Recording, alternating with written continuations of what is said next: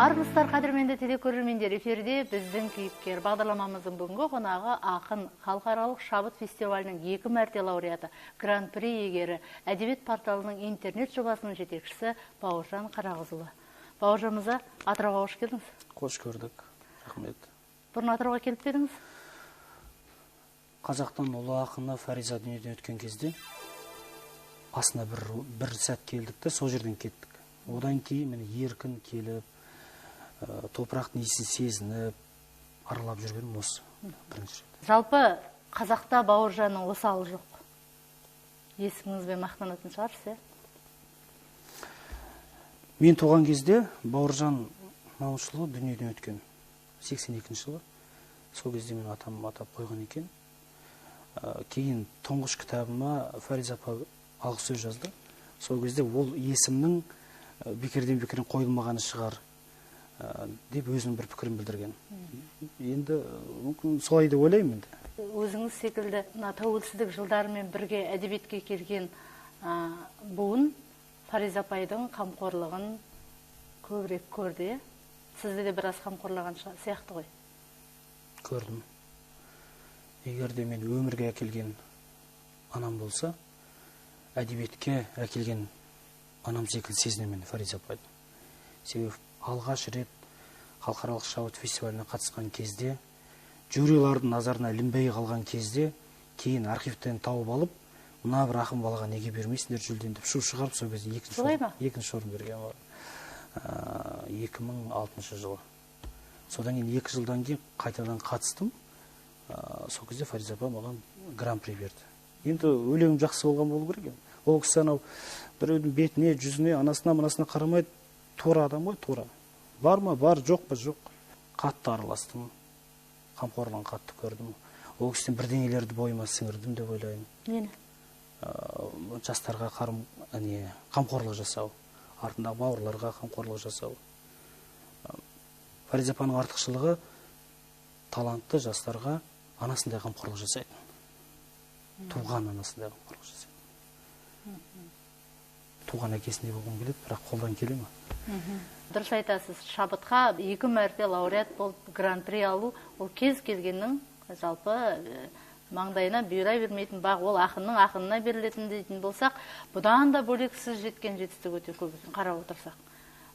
Бірнеше сыйлықтардың иегері, барған қатысқан мүшәйралардың жеңімпазы, сондай-ақ 2014 жылы Қазақстан Республикасының мемлекеттік стипендиясының иегері болыпсыз.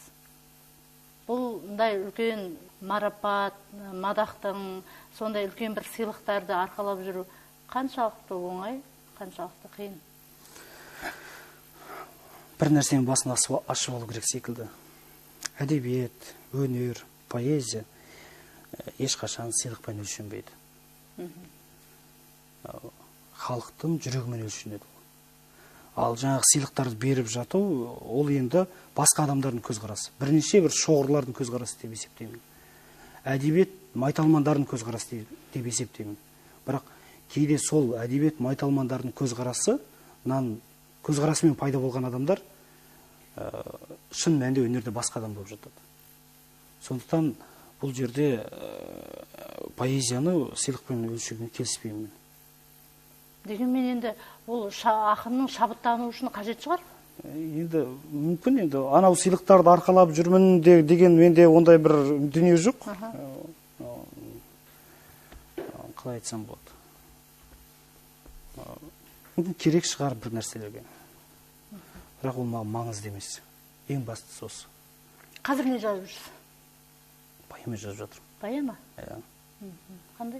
Тақырыбы қандай? Кезінде жарияланыңыз көреміз. Осы жерде сіз өскен орта, туған жер туралы білсек. Мен Баян-Өлгейде туғам. Қызылқайын деген ауылда туғанмын. 8 жасымда осында көшіп келгенбіз. Көкшетау өңіріне қоныстанғанбыз. Сол жерден мектепті бітірдім. Сол жерден колледжді бітірдім. Осы қазақ елінен университетті бітірдім. Ары қарай барлық қызметтік жолдардың бәрі осы жерде өтті. Сондықтан туған жерімнен келгеніме 25 жыл болды. Бұл деген бір ширек ғасыр уақыт осындамын. Туған жерім көне түркілердің топырағы, өскен жерім кешегі сал серілердің жүріп өткен жолдары. Ал түбім Ор қаласы, түпкі аталарым сол жақтан. Бірақ енді тағдырын жазуымен, сызуымен сол жаққа. Яғни тәуелсіздікпен сіздің жеткен жетістігіңіз бірдей деп айтуыңызға болады. Менің осы қасиет атамекенге келгеніме 25 жыл болды. Тәуелсіздікке 25 жыл болды. Бұл да бір үлкен бақыт шығар мүмкін. Бір символикалық бір мәндер бар деп ойлаймын. Әрине. Осы жерде үйлендім, шаңырақ көтердім, 3 балам бар, 3 кітабым жарық көрді, 2 кітабым басқа тілде жарық көрді. Сондай қазір Корей тілінде жарық көрді. Сосын? Корей тілінде қазір аударылып жатыр. Аударылып жатыр. Қырғыз тілінде жарық көрді. Орыс тілінде аударылып жатыр, түрік тілінде аударылып жатыр. Корей тілінде менің қысқа балаларға арналған шығармаларым аударып өсеміз. Аударып өсеміз. Жаңа заманға лайықтап аударғам. Соны кәрістер өздері кітап етіп жарыққа шығарды. Қазір ол Кореяда 20 мың дана тиражбен таратылып жатыр. Бәрекелді, құттықтаймыз. Ал сіздің сол мынау ақындыққа, өлеңге құштар болуыңыздың сыры неде деп түсіндіресіз? Оның сыры тағдырым шығар енді. Оның біреу әсер етті, содан уақым болып кеттім деген көзқарас жоқ. Неге спортпен айналысқам. Тағдырымның кілт бұрылысынан осы поэзияға келдім. Алғаш қалай ұстадыңыз сонда қол? Бір қызға ғашық боласың, біреу ренжисің. Солай десеңізші енді, алғашқы махаббат лирикалары. Мүмкін солай шығар. Кейде бір нәрсе қызғасың, бір нәрсені басқаша көресің. Шыны керек қазір ақын көп, Аллаға шүкір, қазақ поэзиясының қазіргі дамуы жақсы деңгейде. Өзіндік қолтаңбамен келіп жатыр қазір әсіресе ақындар. Ал енді проза, драматургия жанрында даму бұл поэзиямен салыстыруға келмейді. Бұны қалай түсіндіресіз? Бұны қалай бағамдайсыз? Әлде өлең жазу оңай ма? Біз қазір әдебиет порталында ауылым алтын тұғырым деген үлкен конкурс ұйымдастырып жатырмыз. Сол конкурсқа 200-ге тарта адам қатысып жатыр. Соның 50-ден астамы проза жанрында, 15-і драматургия, қалған поэзия жанрында. Жалпы драматургия деген ол жаспен келетін дүние, өмірлік тәжірибемен келетін дүние. Проза да солай, ол өте ауыр жанр. Жастар жазбады деп кінәтауға болмайды. Бірақ Құдайдың назары түсіп, ерекше бір талантты адамдар бар әрине. Мысалы, Әбіш аға болсын, Оралхан Бөкей болсын деген сияқты. Бәрі Әбіш, бәрі Оралхан емес қой. Бірақ біраз уақыттардан кейін өзінің қолтаңбасын қалыптастырған бізде жастар баршылық. Мысалы, Мақсат Мәлік, Өміржан Әбдіқалықұлы, Нұрлан Қабдайұлы, Мұрат Алмасбек деген мықты жазушылар бар. Дәл осы жазушылар секілді, дәл сондай ақындар бар ма деген сұрақ туындайды да.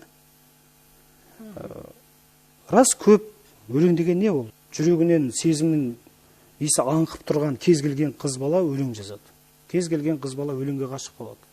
Кез келген боз бала өзінің сезімін өлеңмен білдіргісі келеді. Сол секілді ет пен терінің арасындағы жел секілді өлең жазатын балалар өте көп. Бірақ оның бәрі поэзия емес қой. Дәл прозадағы секілді бес саусақпен санайтындай ғана жастар бар. Бірақ олардың өзі қаншалықты өзінің бағытын айқындап жүр деген сұрақ ол басқа нәрсе. Біз былай айта береміз, қазір керемет жастар деп. Бірақ шын мәнінде келген кезде Жұмекеннің дәрежесіне жетті ме? 20 ғасырдағы Жұмекен. Мен өзім Абайдан кейінгі ұлы ақын кім десе, ұлы деген категорияға тек қана Жұмекенді қоса аламын. Иә, солай. Себебі оның арасында Мағжан, Қасым, Мұқағали деп кете береді. Бірақ ол Жұмекен ұлы. Оған даналық қонған адам. Ол енді оны оқып жүрген адамдар білетін шығар. Сол секілді Жұмекеннің жазған жырларын қазіргі жастар жаза алды ма? Қазір 21 ғасыр ғой. Ой, анау мықты, ой, мынау мықты дейміз. Жаңағы Фейсбукта, Инстаграмда анадан мынадан көп подписчигі бар деп есептейміз. Онымен есептеуге болмайды. Бір әннің мәтіндерін сәтті жазыпты, сонымен жұлдыз, керемет, ойбай. Онымен өлшенбейді. Жұмекеннің 5 өлеңіне татитын 5 өлеңіміз бар ма біздің буынның? 2000 жылдықтан кейінгі қазақ поэзиясындағы ақындар не әкелді? Жалпы тәуелсіздік жылдарында қазақ поэзиясы қалай дамыды? Қазақ прозасы қалай дамыды? Қазақ прозасы тәуелсіздік жылдарында кезіндегі Әбіш, Оралхан, Тынымбай, қазіргі көзі тірі мысалы Тынымбай ағалар, солардың деңгейіне жетті ме? Жеткен жоқ. Көріп отқан шығар мүмкін. Маған егер келіспесе хабарлассын, мен жауап беремін. Дәл Жұмекеннің деңгейіндегі жазды ма ақындар? Жоқ, жазған жоқ. Неге? Келіспеймін мен. Ал жарай, жазған шығар. Жазбады дедік, жарай. Ал неліктен? Неге жаза алмады? Не себеп? Қазір заман тыныш, жақсы ғой. Уақыт тудырады оны. Мүмкін біз бар шығармыз. Бірақ бар болсақ та жоқ сияқтымыз. Біз бір жылтырақ, қалтыраққа бір ұмтылып тұратын сияқтымыз. Жұмекендер үнсіз жазды. Төлеген, Жұматай, Мұқағали, Фариза, Қадыр, Тұманбай. Бері қарай келейік, тәуелсіздікке дейінгі қазақ поэзиясы тағы да бір деңгейге көтерілді. Ол мынандай себептермен көтерілді. Қазақ поэзиясына Сұраған келді. Өзінің даусымен, Тыныштықбек келді. Есенғали, Гүлнәр Салықбай, Светқали, Мейірхан Ағдәулетұлы, жанына елеусіз. Дәл сол кісілердің ырқынан шығып, дәл солардан асырып жазған жастар бармын деп кеудесін қаққан адам болса, хабарлассын маған. Сондықтан біз ол көпірік сөзден қарағанда жылтырақ дүниеге әуес болғаннан, шоудан біз ештеңе таппаймыз. Біз жазуымыз керек. Сондықтан мен ұяламын. Мысалы, сіз шақырып отырсыз ғой, осы жерде отырып алып, ақымын деп әңгіме айтып отырды. Кейде ұялам рас. Бірақ енді жазғанымыз бар шығар енді, бірақ көңілім толмайды оған. Менің өзімнің поэзияма өзімнің көңілім толмайды. Осындай ақындардың, жалпы таланттардың басын қосатын белгілі бір әдеби орта бар ма қазір? Бар.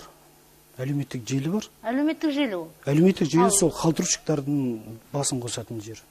Ал енді көзбе-көз жүздесіп. Ол ештеңе бермейді. Бетпе-бет отырып. Ол ештеңе бермейді. Балауса. Ол ештеңе бермейді. Неге бермейді? Осы әңгімеңізді сол жерде талқыласаңыз. Оған бірақ жауап етемін. Бірақ рет сөзіңіз аузына, бірақ жауап етемін. Әдебиет топпен жасалмайды.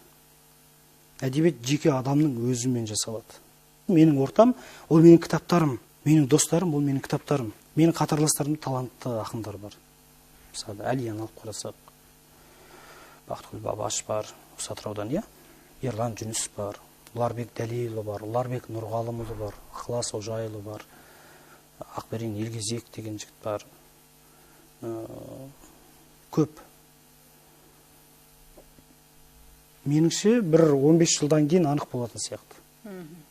Кімнің не жазып жүрген, не жазды. Біз анау Тыныштықбек, Есенғали, Сұраған секілді, Мейірхан ағалар секілді ағалардың маңдайымыздан сипағанымен ғана жүрміз бе деп қалам да. Ертең 10 жылдан кейін олар сұрайды бізден. Не жаздың сен? Сенің маңдайыңды не үшін сипадым мен? Сондықтан ақынмын, ойбай кереметпін, мен бүйтіп жаздым, түнде оянып кетіп өлең жазам деген мифті айтып керек емес. Оқырмандарды аяу керек. Біз өтірікпен өзімізді алдамауымыз керек. Я рас бар шығар өлеңдер енді. Бірақ енді нәтиже болу керек қой. Жарайды, менің бірнеше кітабым шықты. Оны мен өлшене ме менің өлеңдерім? Біреулер өлшер, біреулер есептер, біреулер бағалар. Бірақ мен өзім көңілім толмайды. Рас айтам. Толатын уақыт болатын шығар? Оны Құдай біледі. Өйткені бізге Құдай береді ғой. Ойдақ мұңы деген өлеңіңізді біреу жеңшілеп жатыр еді ғой? Ол негізі нашар өлең. Сізге жала жабылып бір кішкене реніш білдіріп еді, сол ол өзі сұрады, ол біреулер менің өлеңім деп айтты, сұрады, келді, кешірім сұрады. Бірақ ол нашар өлең еді.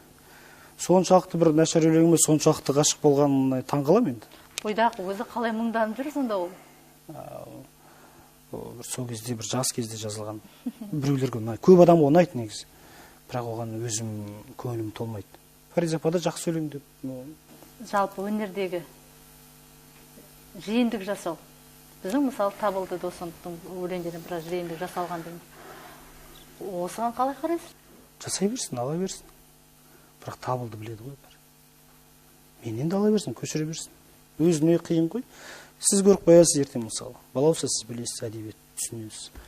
Bir күні бетін айтасыз. Өмір бойы өзін алдап сөйтіп адам өмір сүре ме? Алғаш студент кезіңізде құрылыста қызмет етіпсіз ғой. Иә, істегенмін, электрик болғам. Электрик қалай болып жүрсіз? Ол Мен онда мамандық қой. жоғарғы оқу орнын аяқтамағам ол кезде. Колледжді бітіріп, оқып жатқам ғой. Ақшасы көп болды. Электрик дегенде анау тоқтар жөндеу емес, менікі жай жаңағы. Бір таныс адамдар болды әйтеуір. Жай жүре тұр, ақша аласың деген сияқты. Солай жүрдім, ақша төледі. Байдың баласы емеспіз ғой енді. Сонда мамандығыңыз кім? Бастауыш сынып оқытушысы бірінші мамандығым. Екінші мамандығым қазақ тілі мен әдебиеті мұғалімі. Үшінші филолог. Ал ұстаз болмадыңыз ба? Болғым келді, бірақ оған тағдырымның сәйкестігі келмеді. Бірден газетке кіріп кеттім жұмысқа. Одан кейін Астана қаласының әкімінің журналында жұмыс істедім. Одан кейін мемлекеттік қызметке бардым. Бір мекемені басқардым. Содан кейін ағалардың шақыруымен осы әдебиет порталын нөлден бастап жасап шықтық. Қазір 3 жыл болады жақында. Үлкен жоба, 4 тілде. Өте жақсы көремін ол жобаны. Мен балам сияқты. Жасап жатырмыз. Жақын арада қандай нәтижелері бар? Көп нәтиже. Әдебиет порталында қазір 5000-ға тарта автор бар. 5000-ға тарта электронды кітап бар. 4 миллионға тарта контент бар, қазақ контент. Әр автормен жеке-жеке жұмыс жасаймыз. Авторлардың өзінің жеке сайттары сияқты, ішінде сайттары бар. 100% мемлекеттің қаржысымен жасалып отырған тек қана әдебиетке арналған портал. Бұл деген үлкен мүмкіндік. Ал ақындықтан қандай пайда көрдіңіз? Көп көрдім. Ақын деген ақ сөйлеу керек, ақын деген тұнық ойлау керек. Соның бәрі пайда қоймаған. Ақын болу үшін таза болуың керексің, дұрыс жүру керексің. Бұл рухани жан тазалығынан бөлек. Материалдық пайда бар ма? Материалдық, тұрмыстық. Тұрмыстық пайда көрген жоқпын енді одан. Кітабым шықты енді, оны саттық. Енді көрген жоқпын деп айтпайыншы енді. Құдай тұр ғой, қызмет берді. Сол қызметті арқылы мен ақша төлеп жатырмаған. Нәпақа таптым. Бір жерден өлең жазам, өлең оқып берем. Біреулер жаңағы жүлде береді. Жүлдеңіз енді ары кетсе 100 000 теңге ғой енді. Оның өзі қайда жатыр. Бір жыртығыңды жамайсың. Әннің текстері бар бірнеше. Негізі мен әнге текст жазғанды ұнатпаймын. Бірақ өздері жазғандар бар. Олардан да бір кішкене түсіп тұрады, бір ақшалар. Сіз осы 2 рет қажылыққа барып келдіңіз, осы діни бағыттағы өлеңдер жазудан, мүшайрадан алған сіздің жүлдеңіз деп айтайық. Ең үлкен пайдасы ол шығар, мен әйелімен бірге қажылыққа деген, қажылық дегенде анау умра қажылық. Кіші қажылыққа барып келдік. Меккені көрдік, Қағбаны көрдік. Аралап келдік. Ол енді бір діни тұрғыда бір үлкен бір сондай дайындықпен емес енді. Былай қараған кезде көріп қайттық. Ал қазір кімдерді оқып жүрсіз өзіңіз жалпы? Қазір мен Орхон Памуктан жаңағы менің атым қырмызы деген кітабын оқып жатырмын. Жақында ғана Амангелді Құрметұлы деген бауырымыз аударып шықты қазақшаға. Түркшесін оқығам, қазақшасын оқып жатырмын. Ал мүмкін сізбен біз айтатын мәселе емес шығар, дегенмен көзқарасыңызды білейік. Бүгінгі әдебиеттегі тайталас сіздің қаншалықты ойыңызды толғандырады, сізді қаншалықты толғандырады? Қандай ойлар әкеледі сізге? Әдебиеттегі тайталас дегеніміз ол баяғыдан бар. Бола береді ол. Біреудің пікірін басқа қырынан көре аламын. Екінші рет оның басқаша сөйлегенін көремін. Сосын оны жек көріп кетемін мысалы. Жек көріп кетесіз бе? Енді ол екі сөйлеп тұрса егер, біресе былай сөйлеп, біресе былай сөйлейтін адамдар бар. Кейде бір адамдардың соншалықты әдебиет дін сияқты дедім, сол бір тақуа сияқты тура жүрген мықтылар бар. Соларды көргенде ғашық боламын оларға. Сондай қажет маған. Жалпы осы ақындардың, жазушылардың, қаламыстан, қаламгерлердің басын қосатын жазушылар одағы ғой. Осындай өзіңіз сияқты кейінгі буын өкілге, аға буын одақ қаншалықты құрмет қаншалықты қамқорлық танытуда? Енді Фариза апай да айттық басында. Енді ол кісі жоқ. Қазір кімнің қамқорлығын сезініп, кімге барып, мұң айтып дегенде жүре аласыздар? Я болмаса жекелеген тұлғалардың қамқорлығын көремін мен. Талантты тұлғалардың. Кезінде Фариза апаның қамқорлығын көрдім. Төлен ағаның қамқорлығын көрдім мен әбдіктің. Рахымжан ағаның қамқорлығын көрем. Қамқорлық деген ол бір материалдық дүниемен өлшенбейді ғой. Ол кеп сенің маңдайынан сипау. Ол сенің әдебиетке деген, өмірге деген құштарлығыңды оятады. Бәріне түңіліп кеткен кезде Рахымжан ағаңыз звондап тұрса ше. Сол кезде сөйлесіз сен. Басқаша қарайсың одан кейін. Серпілесің. Жазушылар одағына келетін болсақ, мен одақтың мүшесі емеспін. Оған жаңа қағаз анамынан жинап, бір одақтың мүшесі болайын деп жүгірген де емеспін. Ол жүгірсем болар еді. Бірақ маған қандай қажеті бар? Ешбірде кітабың бар, енді өзінің критерийлеріне сәйкес келіп тұрған сияқты. Енді ол құжат жинау керек екен. Оған мен мысалы білмеймін, жинағым келмейді. Оғым да келмейді мысалы. Маған не қажеті бар оның? Қазақстан жазушылар одағының мүшесі Бауыржан Қарағызұлы дейміз. Керек емес. Жаңа таныстырғанда. Керегі жоқ. Бәлкім керек болатын шығар одағы. Қартайғанда керек шығар. Сол кезде мүмкін өздері қосатын шығар. Әйтпесе ұят қой. Мен жазушылар одағының мүшесі болайын деп бүйтіп жүрсем. Көзіңізге елестетіңізші. Шақырмай ма? Өздері тіркемейді ме? Мен өздері тіркесе, тіркесін, пожалуйста, оған қарсы емеспін. Бауыржан, Астананың тұрғынысың, тәуелсіздіктің 25 жылдығында қазір бәріміз мерекелеп тойлауда қуаныштамыз. Бақыттысың ғой? Бақыттымын. Өте бақыттымын. Ғасырлар бойы қазақ елі осы бір ұлы кезеңді күтті. Бүкіл бабаларымыздың қаны судай ақты. Қаншама аналарымыздың көз жасы төгілді. Қаншама адамдар шахид кешті осы бір еркіндікке жету үшін. Қаншама адамдар аштан өлді. Тәуелсіздік деген мен үшін өте қасиетті дүние. Бұл деген жалған пафос емес. Шынымен айтамын, мен үшін ол бақыт. Менің балаларым өсіп жатыр, тәуелсіз өсіп жатыр. Менің балаларым анасының жатырында тәуелсіз жаралады. Бұдан артық қандай бақыт бар? Келген қонақтан қонақ қайда сұрайтын біздің әдетіміз бар, Бауке. Ақын келіп тұрса, өлең сұраймыз әрине. Бір жатқа білетін өлеңім бар. Топырақ деген бағана айтып жатырмыз ғой әңгімемізде. Ұлы ақын Жұмекен жаралған топырақ, Фариза жаралған топырақ, Рахымжан туған топырақ. Қазақ әдебиетінде 4 қабырғалы үй болса, соның бір қабырғасын тіреп тұрған ақындар мен қаламгерлер тұрған өлке. Мен қатты жақсы көремін осы жақты, білмеймін неге екен. Мүмкін генім жақсы көретін шығар енді. Гендік деген дүние бар ғой. Сондықтан осы топыраққа келген, топырақ деген өлеңді оқып берейін, иә? Топырақ. Мен жасанды мұңнан қорқамын. Түннен қорқамын дұғасыз. Соқыр сөздерден кінәлі кірпікті жуған күнәсіз жастан, тәубәсіз бастан қорқамын. Топырақ. Алланың ойы жауып тұр аспаннан. Мейірім жауып тұр мөп-мөлдір. Я рас, біз жетімбіз жерге тасталған, мастанған жоққа не рахым нұрына мас болған ұмытшақ нүктеміз адасқақ. Топырақ. Мен өзімнен қорқамын. Төзімнен қорқамын кектенген. Өтірік дауысқа көмілген көпірік сезімнен қорқамын. Топырақ. Қарашы, жаңбыр кетіп барады. Қайда кетіп барады? Тағдыр кетіп барады.